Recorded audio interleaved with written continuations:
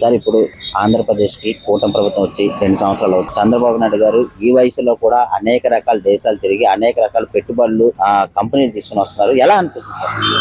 చాలా సంతోషంగా ఉంది. లాస్ట్ 5 years అన్ని లాస్ అయ్యాం కదా, ఇప్పుడు చాలా హ్యాపీగా ఉంది. మా పిల్లలకి ఇక్కడే ఉద్యోగాలు వచ్చాయి, చాలా సంతోషంగా ఉంది.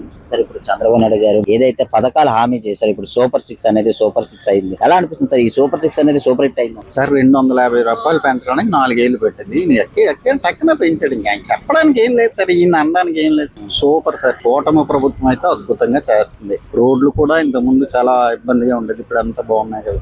నాకైతే ఈసారే కాదు, మళ్ళీ కూడా ఇదే రావాలని కోరుకుంటున్నాను. వికలాంగులకు కూడా పెన్షన్లు కూడా అదే విధంగా పెంచడం జరిగింది. ఎలా అనిపిస్తుంది సార్ మీకు? చాలా సంతోషంగా ఉంది సార్. మా మామగారు వికలాంగులే, ఆయన కూడా పెన్షన్ వస్తుంది, చాలా హ్యాపీ ఫీల్ అవుతున్నారు ఆయన.